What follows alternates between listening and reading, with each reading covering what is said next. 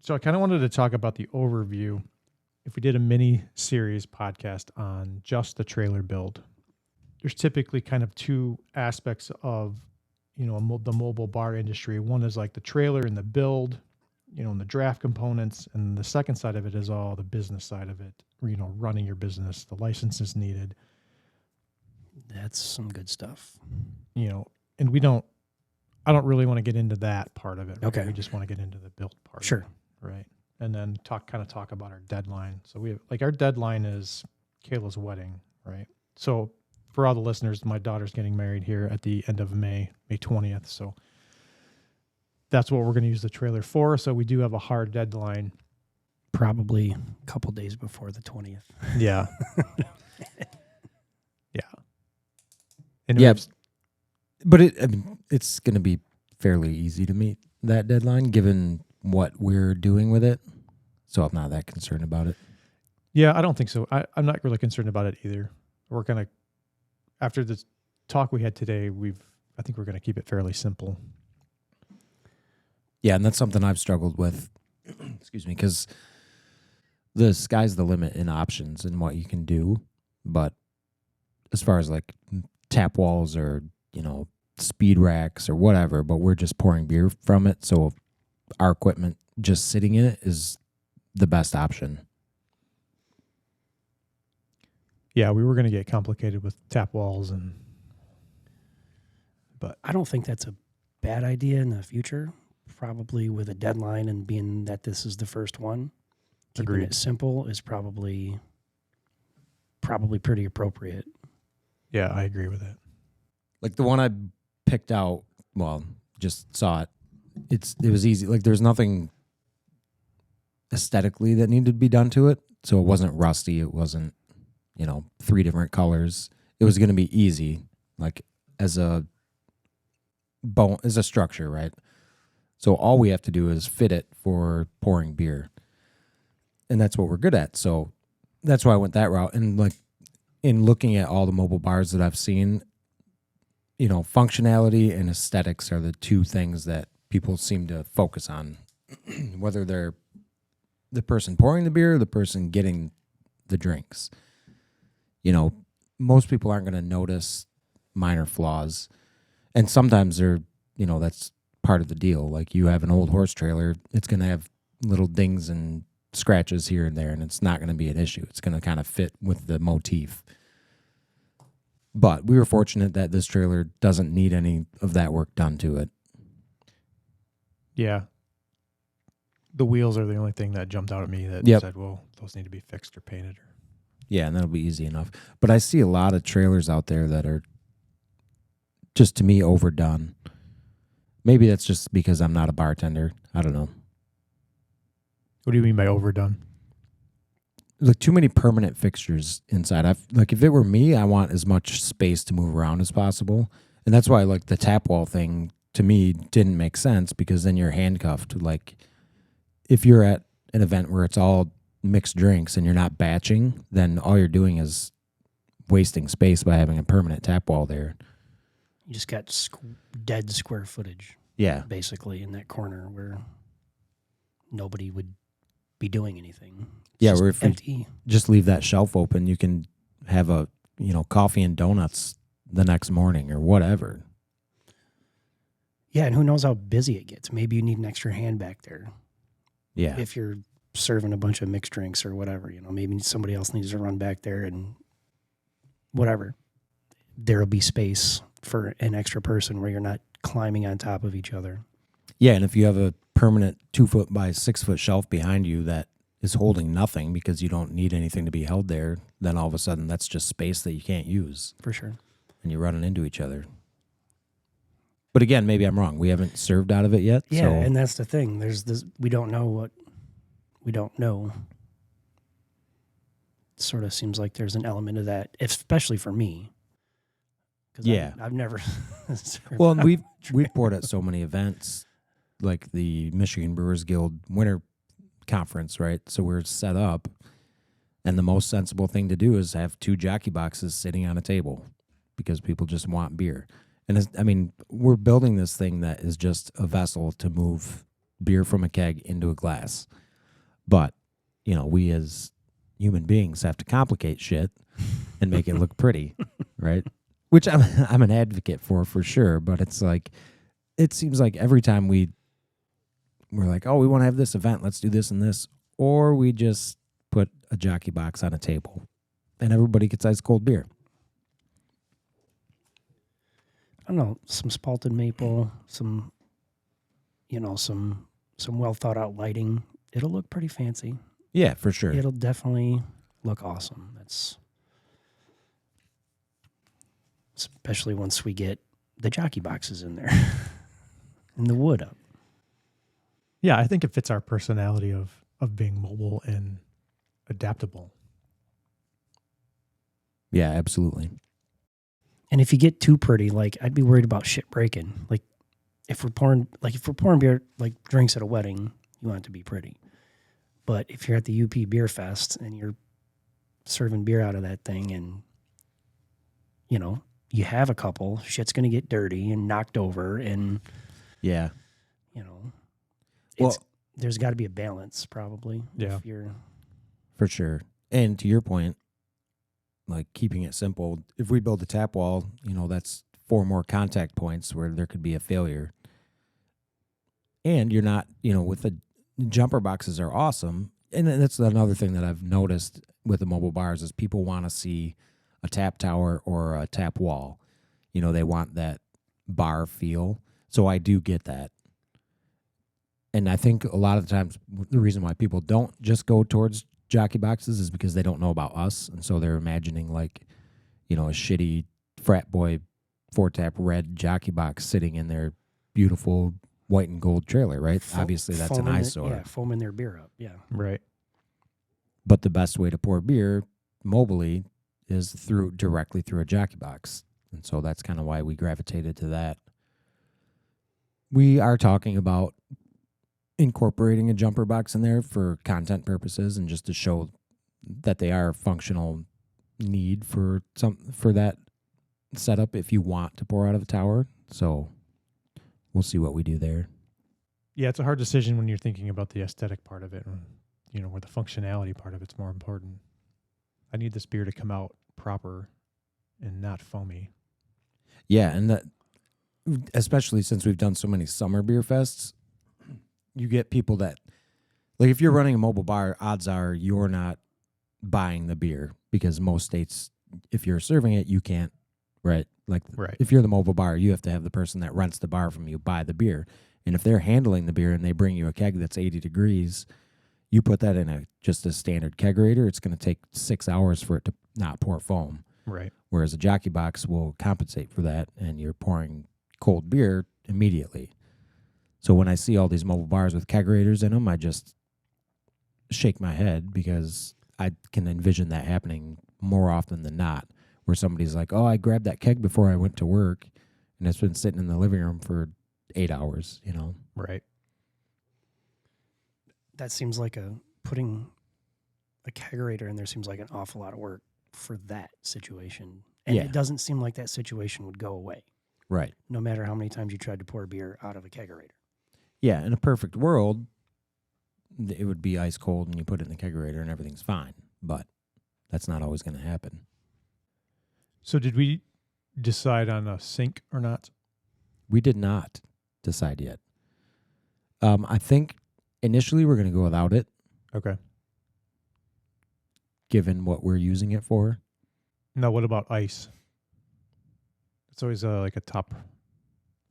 seems to be a topic of discussion quite a bit for, whether it's holding ice or serving ice.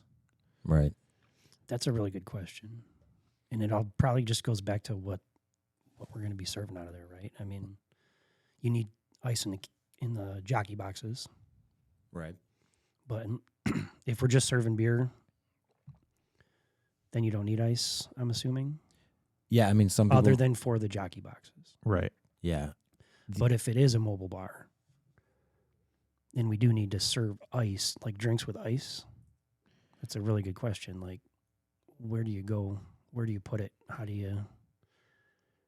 Yeah, that would be a different animal for sure. Sure. And we would focus on that if we were serving things that required ice. So again, that's like, and I'm a victim of paralysis by overanalysis For sure. every 30 seconds of my life. So when when I walk into that trailer, I'm like, oh, we should do this. We should do this. But then, again, it just goes back to we're just pouring beer, so let's just use jockey boxes. Gotcha. I mean, that thing, we're not doing anything to that trailer that can't be undone or updated or changed soon. Right. Like, I mean, we're obviously cleaning it up and fixing it up and making it work the way we need it to work and putting the stuff we need in there. But getting through this first episode of turning a trailer into a bar, I think it'll teach us all kinds of stuff for putting a sink in there, making a place for ice. I mean, just getting through the first one, I think, is a big deal. For sure. Like if we had a business plan, if we were building this trailer to operate a business, it would make decision making a lot easier. Like we have Kayla's wedding, which is awesome. That gives us direction. Right. But knowing that our direction is just pouring carbonated beverages, it made it easier for us, but it also doesn't necessarily touch on the important aspects of having a mobile bar for sure. people that are serving mixed drinks. That's a really good point. And that's almost another conversation, right? Right. Yeah, absolutely. Yeah. Yeah, and just to catch everybody up, Kayla's not allowed to have liquor at the location that she's having her wedding at. So it's just beer and wine. So wine will be poured out of, we'll probably get boxed wine and go that route. But so this is just for beer, and we'll probably tap some champagne or something. But we don't have hard liquor at this, so we don't really need to worry about ice too much. And we'll have ice water on tap in strategic locations throughout the property, and kegged water and single tap jockey boxes and stuff, so people can get their own cold water. So this will just be for the beer and champagne. Gotcha. The champagne, is that going to be bottles? No, actually, what we're going to do is keg some white, and then we'll carbonate it. Awesome, yeah. Yeah, it works out well. Have you done it before? Yep. Cool. Homemade champagne almost? Yeah. So going to that point, if it were me having, again, I'm not a mixologist, so we talked about this a little bit earlier. Like, we'll do mimosas and Bloody Marys at Beer Fest sometimes, and I enjoy that, but we batch them, so we're just, we've got our 2-gallon keg that we, mix the Bloody Marys in, and then it's just like pouring a beer, except you have a glass of ice, and that's easy. I don't mind that. I wouldn't want to, have dehydrated limes back there and all that, mixing old fashions one at a time. Like that to me is just not anything that I would want to do. Yeah. That's almost like hiring a bartender. I mean, I wouldn't know. I would know how to do it, but well, and I think the majority of the people that start these mobile bars are bartenders by trade, so they know what they're doing. But I mean, with the horse trailers, more often than not, I would think you're going to see them at, a wedding or a baby shower or things in that vein, more so than, the Philadelphia Eagles tailgating party. Like, you're not pulling a horse trailer to that. Maybe you are. Maybe. I mean, maybe if we lived in Philadelphia, that shit happens. But or maybe we bring it to a Lions game. Right. But it doesn't fit the vibe, right? No, I guess is kind of especially my if point. it's prettied up and spalted maple. That doesn't scream tailgate at the football game. No. Although, I don't know, that new Raiders stadium, what was that, $10 trillion or something like that? It looks like. Allegiant? Yeah, it Something looks like like that. something from Star Wars. So you got the lights working, I see. Yeah, it was pretty easy. What was it? Just some corrosion on one of the ground wires. Oh. Yep. This is my first time ever taking a horse trailer apart, obviously. And some of the stuff is different. The lights are not hard mounted to the rest of the frame. They're pop riveted in one spot and pressed in there. I don't know why they do it that way. It's pretty common from what I've seen on YouTube. Just a different way of doing it, I guess. It's must be they must have to replace them quite often, I imagine. I don't know why else you do it that way. But the lights pretty much fixed themselves. So that was easy. It's a good, I'm no electrician, so would have been probably some serious time chasing down whatever the issue was if I couldn't have found it. So going back to what Brian said about not being an electrician, that's not entirely true. I mean, it is entirely true. He's not an electrician, but he's one of those people that's good at all things a little bit, not great at anything. Just Jack of all trades. I'll take that. He's got a hell of a jump shot. But, you know, we both came from tool and die trade, understanding metallurgy, and, you know, Brian's not afraid to jump in and get his hands dirty, so he's perfect for this type of thing. If he doesn't know, he's going to figure it out pretty quickly. Yeah, I've seen enough in 27 years in that trade. Yeah. That whatever weirdness happens on a horse trailer, I think we can figure out. I think we'll sort it out. Whether it's frame issues or rust or fabricate, we'll figure it out. There's nothing that I don't think. If I can't figure out, I figure between the 3 or the 5 of us here, we can figure it out. Why do you guys think people gravitated towards 2-stall horse trailers? This seems to be the most common. Is it? I mean, this is more of a question because that type of research I've not done. I would think. Stop doing that. Sorry. I would think the horse trailer part of it is just the vibe because it's what am I looking? Antique-y kind of. Barney. Yeah, Barney. Yeah. Barney. I love you. Can you beep that out? Can you beep that out? It's happening again. And then the 2-stall I think is just the size. It's a pretty comfortable size. Easy to pull. That thing pulls like nothing with the 2 axles. They're pretty heavy, which helps with the pulling too. That would be my guess. I have nothing to back that, but can you fit? Do they put 2 horses in there? Yeah. I mean, it feels pretty. All 3 of us were standing in there. It feels pretty solid. Yeah. It's designed for 2 horses standing in there, but yeah. And if we were using just a standard enclosed trailer, it is not sturdy at all. Yeah. So that's probably got a lot to do with it too. The weight, maybe the availability. I think room would be a pretty important factor because you can fit 2 people in there. I mean, you never know how busy it's going to get or how crazy it's going to be. And if it's just enough room for 1 person, then what do you do? If you have a mobile bar and there's only room for 1 bartender, you get yourself a table and a jockey box, and you pour a cold beer, and you forget about it. And people are. I am kind of a stick in the mud, I guess. I try not to be, but some of the things I see with mobile bars, it's like, why are you doing that? Like those 3-wheeled carts, you're not driving them. No. So you have to trailer them, and they're so expensive. Yeah, it's a giant, expensive conversation piece that isn't super functional. But when it's sitting in an art museum and people are drinking Prosecco, is that how you say it, out of it, then it's cool. So. It's really cool, and there's balloons attached to it or whatever. Again, the aesthetics. So it's functionality and aesthetics. And so we had somebody come to us a few months back. She was starting a mobile bar, and she had one of those Ape Piaggio 3-wheeled carts. She had to buy a trailer. She had to drive to Texas to pick it up.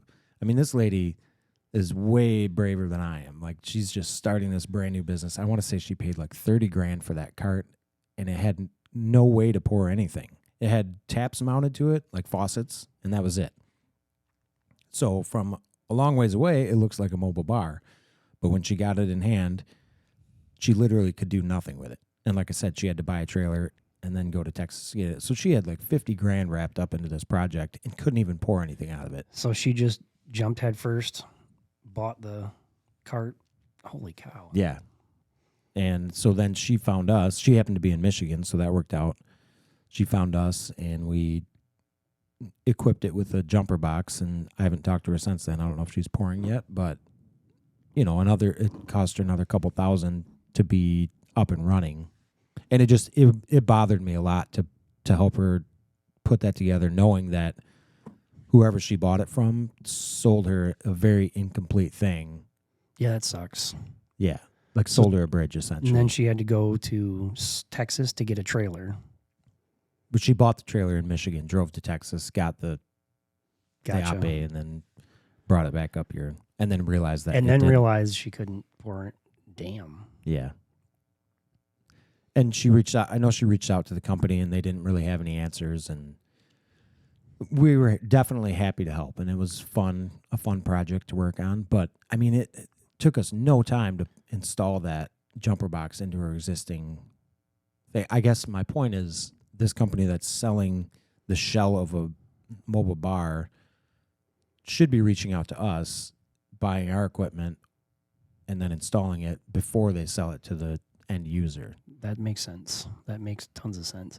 And maybe going down this road a few times will help people in that industry realize they need to contact us. Maybe they don't know yet.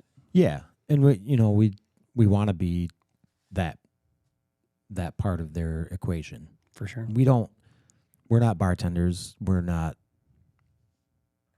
we don't want to own a mobile bar, but we know how to make things come out cold. Right. And in the end, that's the point. Yeah. It's almost like start there and work backwards. Was helping her kind of what gave you the idea to go Definitely and grab this horse trailer? Yeah, absolutely. So like I said, we didn't buy it with the intent of creating another business. It was just, we started a homebrew store, 7 or 8, 10, I don't know how long ago.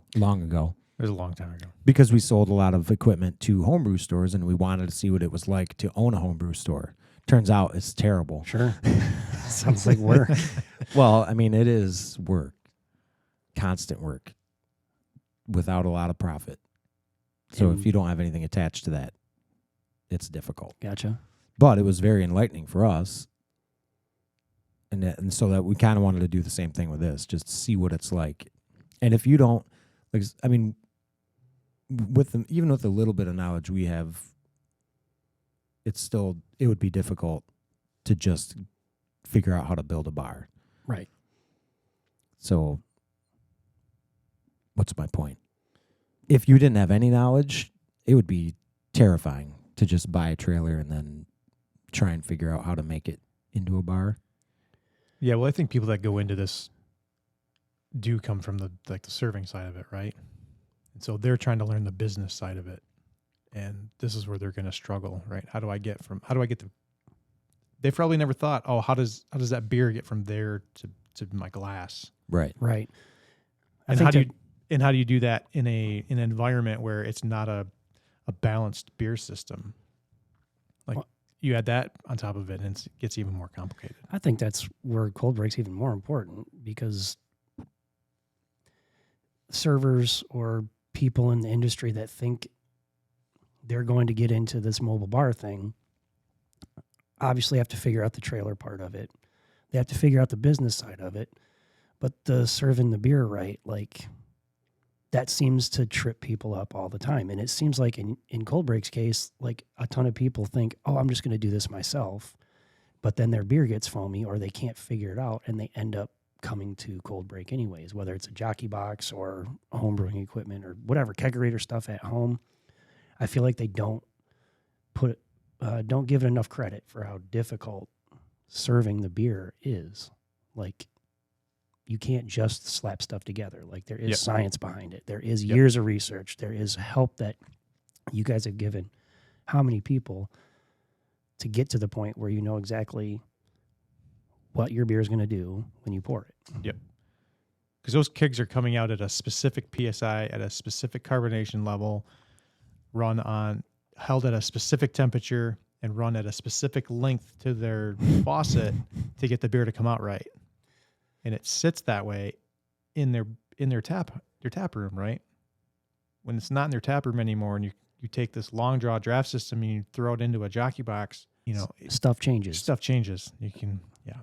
And I could see somebody starting a bar, not even, or start wanting to get into this business, just not even consider that aspect of it until it's way too late. Right. So saying that, we are coming at this from a draft point of view. Like we know how to work with tools and how to weld and how to do all this kind of odd stuff, which makes us the right people to build a trailer. But we are running at this head first from a draft standpoint, thinking we're going to be able to pour 14 beers out of this trailer if we need to. And I think that's where our expertise kind of comes into play. I mean, we've all seen at certain beer festivals or events trailers that don't serve beer good. Mm-hmm. For one reason or another. Big facts. So we serve beer pretty good at the events I've worked, and I think that's a good place to start. Yeah, and like on top of, besides just being draft centric for this specific Jesus Christ, the specific trailer, we're also on private property, which means that we don't have to have hot and cold water, right? Like if you're in on a public space, you need to have, as far as I know, you're supposed to have like wash, rinse, sanitize. None of that matters when we're doing what we're doing. But, that's all insight that we would need if we were trying to help somebody build their dream trailer, right? Yeah. Yeah, that's a lot of shit to consider that would never, like, where you're serving it kind of dictates whatever licenses or whatever you need, right? Like hot and cold water, like that never would have just never crossed my mind. That's a whole nother level. Yeah, and I'm sure we'll get there. Yeah. We're definitely capable. It's just a matter of necessity. Capability is definitely not the issue. I mean, we're just fighting. We're fighting. I keep saying it. We don't know what we don't know, and time. Like that's the elements we're fighting right now. Knowing how to do all that stuff, that's definitely not the issue. I think just doing it is the hard part. Just getting the first one to a point where it's finished and we can use it. I mean, that's going to tell us everything for the next one. For sure. So in short, it's going to be definitely fun. I'm looking forward to it because it's been a little bit easier just to manipulate the metal on it than I thought it was going to be. So much easier. Is it? Yeah. It's hard to say sometimes. Like my experience is mostly from the manufacturing point of view. So the steel that I'm cutting through is a little bit thinner. Okay. And it just, I mean, it's super fun. It just cuts. It's not like everything's providing a real fight. So that part of it is fun from a fabrication point of view when you're not covered and constantly chewing on steel dust. So manipulating it is definitely a lot easier than I expected. I thought it was going to be really thick gauge steel, that I'd be chewing on grinder dust for a week and welding for a week, and that we would have like all kinds of crazy painting to do, but that just was not the case. It cut easy and, welded easy, and it wasn't difficult. Not what I expected. Yeah, we'll see if any of that changes on the next one, but I don't foresee. Yeah, and that's something you can't predict. I mean, it just is what it is, but I think it's something you have to figure out with each one. Like, there's probably stuff we can expect, but then there's also stuff that's going to be random. Yeah. Again, we bought something that didn't need really anything. Right. So there's no frame issues or floorboards or anything like I wasn't like welding structural pieces back together to remove rusted out, weight bearing joints or anything like that. Like Boyd said, everything was great that way. The bones are good. Yeah, there's a lot of trailers that people are starting with that have been obviously sitting for a very long time. Yeah. Lots of rust and need to be sandblasted and need to be new axles and tires and all that. mean, at that point, you might as well just build your own trailer, brand new trailer. That sounds terrible. Yeah. I mean, this is a generalization, but I'm assuming that most don't have that much background in pouring draft beverages. I mean, even when we started building jockey boxes back in 2012, 2011, whatever it was pretty new to us. Yeah. And it's, I mean, we still have little things that pop up where we're like, oh, never thought of that. I mean, I was at a beer fest last summer, and this guy who I know pretty well was pouring beer, and it was terrible. Like, it was Foam City, and it was on one of our jockey boxes. And I'm like, Ben, what's going on here? He's like, I don't know. It seems pretty normal to me. And that's not normal. Let me check your setup. And I look, and he had it at 12 PSI. Well, because he's always poured it in the tap room at 12 PSI, the, direct draw and natural state of the keg. And I said, well, crank that up to 30. And he poured it. The guy's been in the industry for 20 plus years. He pours a perfect pint, and he's like, oh my God, I had no idea. Yeah. Yeah, now you know. Well, that's awesome. That's exactly what I'm talking about, though. Like, even people that seem like they know what they're doing, it's just a different animal. Oh, one time I was at GABF, and this was back when we used our cell phones as our customer service. And so I got a call forwarded to me, and the guy's like, man, I'm really struggling here. I've got an event that's about to start in 15 minutes, and I'm pouring nothing but foam. Again, he owned a brewery. And I said, well, like I said, I'm in line at GABF waiting to walk in, and the guy's just, it's an emergency state. And he's like, well, what do I do? And I said, well, you got to crank it up to 30 PSI. Because, again, he was running it at 12. And he said, 30, it's already foamy, which he's right. It seems, counterintuitive There you go. to turn it up when it's already foaming, but the system was imbalanced. So I could hear him over the phone.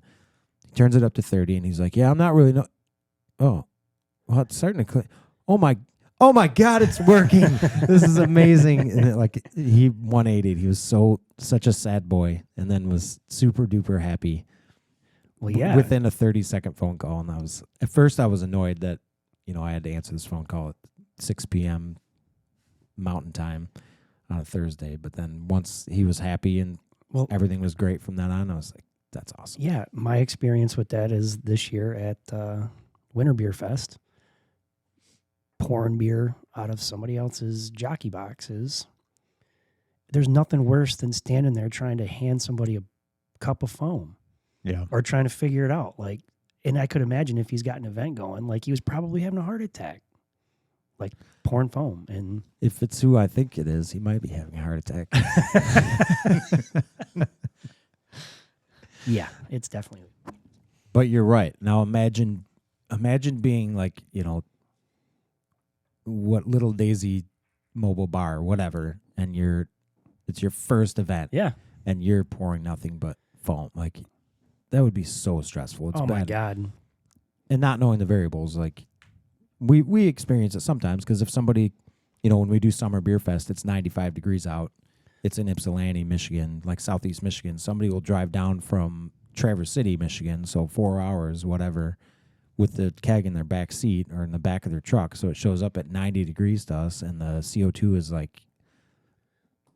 trying to leave the liquid, and there's nothing you can do about it at that point. But we know that. Right.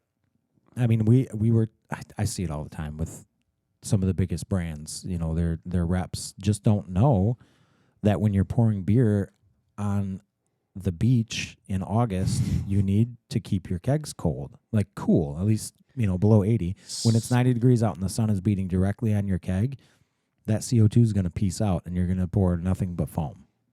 Science. And, and we always take the rap for it initially until we explain to them, and that's fine.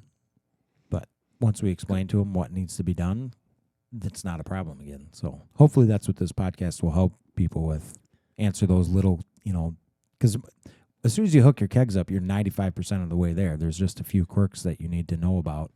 And once you know about those things, you'll be able to pour well anywhere. Yeah. Imagine, if you can answer in a podcast some of those simple things, the PSI thing, I'm sure that trips a ton of people up. Absolutely. I mean, that's when you're going to start getting people that want to watch this or listen to it, that when you start answering questions that like that. Well, should we wrap it up? Yeah, I think so. Okay. Because the only thing you've done so far is cut out the window, so there's not much we can talk about, and fix the lights, so we can't really. And there not a really ton to wasn't talk much. about. There really hasn't been much to it. So I'm gonna get in there and clean out the inside of it pretty good today. Okay. Because there's some cobwebs and just it needs some general cleaning. Okay. I mean, probably both inside and outside. I Get would the think horse at shit some out of it. point. Yeah, hopefully we got most of the horse shit out of there already. There But- was not any. I don't even think they ever used it. Man, I wonder what they were hauling the horses in then. I don't know. Maybe they didn't have horses. The fuck you need a horse trailer for? A bar.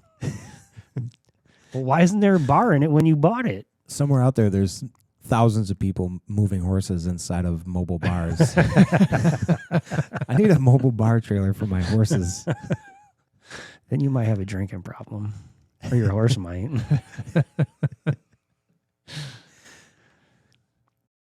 And then, dude, the floor. Did you guys... I heard you guys talking about the floor. Yeah, we decided that we are going to put a floor in it and just clean it up if we need to, Gotcha. because it's just going to look better from the outside looking in, right? Like, you know, the phrase "don't look in the kitchen." I'm paraphrasing. For sure. You never want to see the kitchen, right, in a restaurant, because it's gonna. That's the opposite in the beer world, which is where we're coming from. Like, the coolest breweries are the ones that you can see inside the Yeah, brewery. transparent. Yeah, and there's no reason not to be. No. I mean, Inevitably, somebody's going to want to look. Everybody's going to want to look inside of that Yeah. thing. When they see it, they're going to be like, oh, can I take a peek inside? yeah. I want to climb in there and see what's going on. Okay, let's wrap it up. So this, yes, this would be the introduction to our mini series podcast on a quick mobile bar build out of a horse trailer for the wedding coming up here in a few weeks. Yeah. Sounds great. All right, we'll keep you guys updated as we go along, and hopefully we're going to try to do it weekly, if not every 7 to 10 days. We'll try to give a quick update on where we're at, the progress we've made, decisions we've made, and troubles we've run into. Okay. Sounds good. Sounds All great. right. See you next we will time. see you guys next time. Later.